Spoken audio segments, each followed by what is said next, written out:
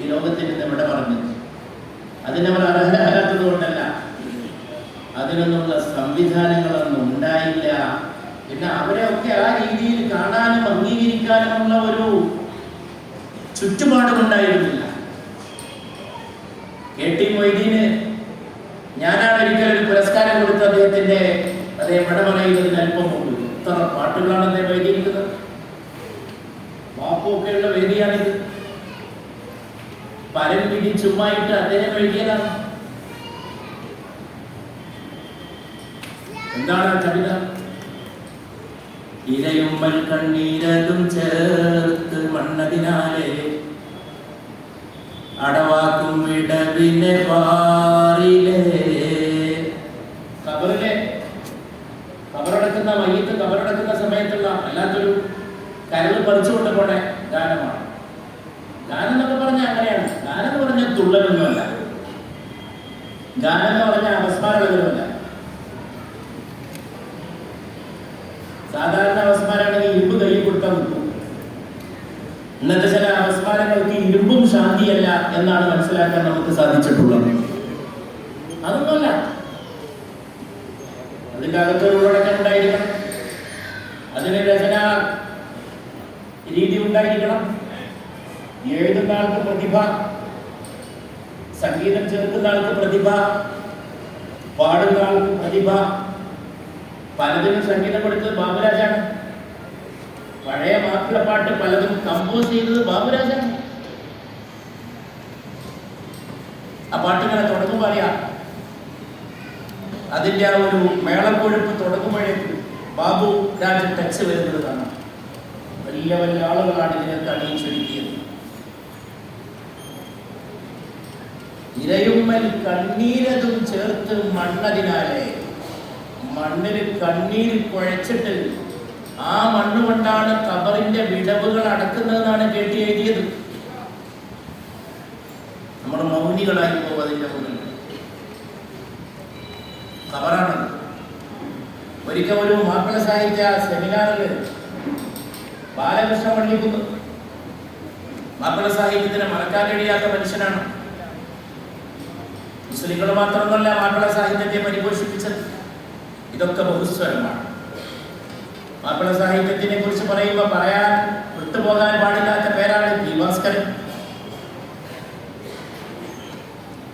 അതുപോലെ ബാലകൃഷ്ണ പള്ളിക്കുന്ന് മാഷരിക്കല് പറഞ്ഞു പ്രസംഗത്തിനിടയിൽ, ആ കവിത ഒന്നാന്തരാണ് ആ പാട്ട്. പക്ഷെ എനിക്കൊരു കാര്യം മനസ്സിലായിട്ടില്ല. ഖബറെന്ന ഭയങ്കര വീട്ടിലെന്നാണ് കെ.ടി. എഴുതിയത്. വീടെങ്ങനെ ഭയങ്കരമാവും?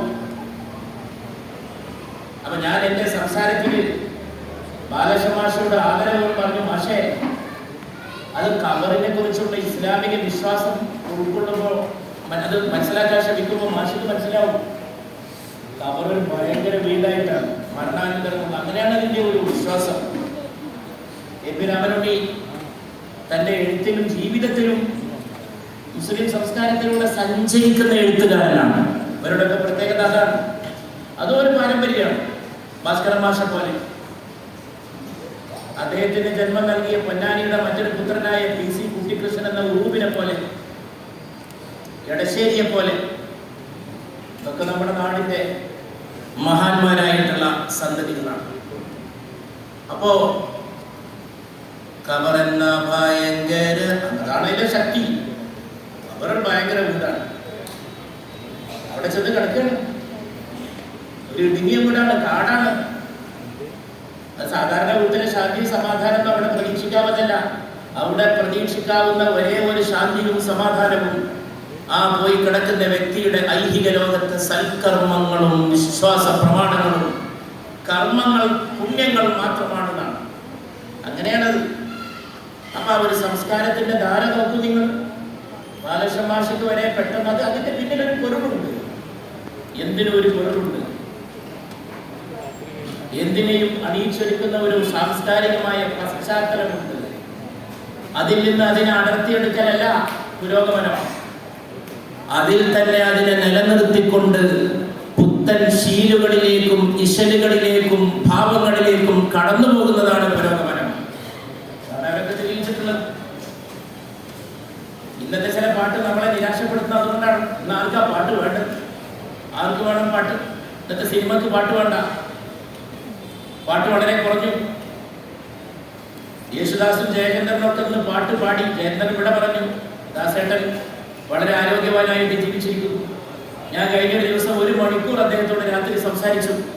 2-3 ദിവസം മുമ്പ് ടെലിഫോണിൽ പഴയതൊക്കെ സംസാരിച്ചോണ്ടിരുന്നു.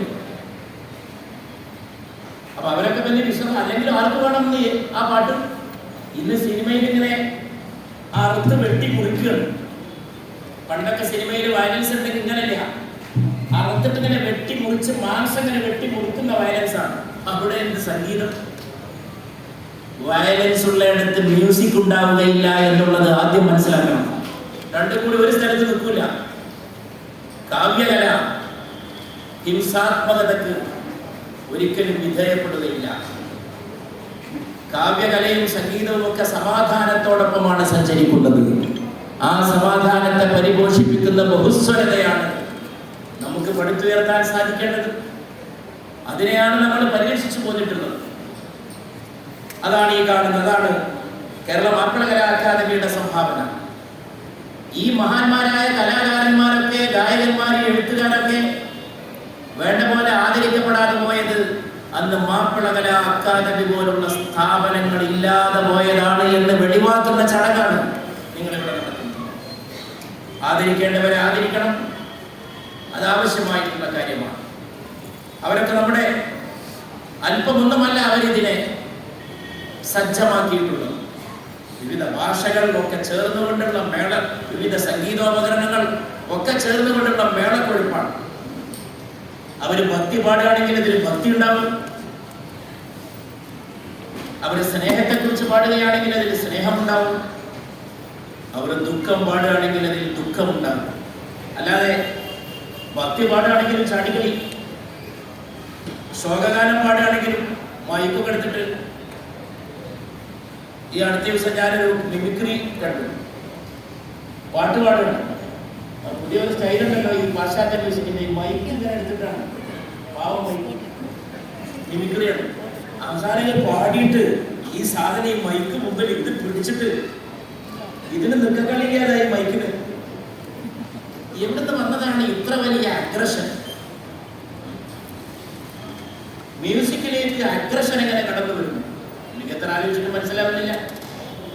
എന്നോട് കഴിഞ്ഞ ദിവസം ഒരു സംഗീത സംവിധായകൻ പറഞ്ഞു, നന്നായി പാട്ട് ചെയ്യുന്ന ഇപ്പോഴത്തെ ഒരു മ്യൂസിക് ഡയറക്ടർ ഉണ്ട്. ആള് വളരെ വിദഗ്ധനാണ് സിനിമാ ലോകത്ത്. അദ്ദേഹത്തോട് ആ സിനിമ എടുത്തവർ പറഞ്ഞു, കുറച്ചൊന്ന് അഗ്രസീവ് ആകണം മ്യൂസിക്. ഞാൻ പറയാതെ നിങ്ങൾക്ക് അറിയാലോ, കുറച്ചൊരു വലിയ ശാന്തമായിട്ടുള്ളതൊന്നും ഒരു മ്യൂസിക് ഒന്നും കൊടുക്കരുത്. ഒന്ന് അഗ്രസീവ് ആകണം. കേൾക്കുമ്പോൾ ഒരു കസേരമക്കാരി ഡാൻസ് ചെയ്യാൻ തോന്നണം പാട്ട് കേൾക്കുമ്പോൾ. അല്ലാതെ നിങ്ങളിങ്ങനെ, ഞാൻ എത്രയോ ഗസൽ ഗായകരുമായിട്ട് ബന്ധമുള്ളതാണ്. ജഗ്ജീത് സിംഗ്, പങ്കജ് ഉദാസ്, ഗുലാം അലി, ഹരിഹരൻ. പങ്കജ് ഉദാസ് അടുത്ത കാലത്ത് പണം പറഞ്ഞു എനിക്ക് വളരെ അടുപ്പുണ്ടായിരുന്നവരാണ്. ഞാൻ ഇവരുടെ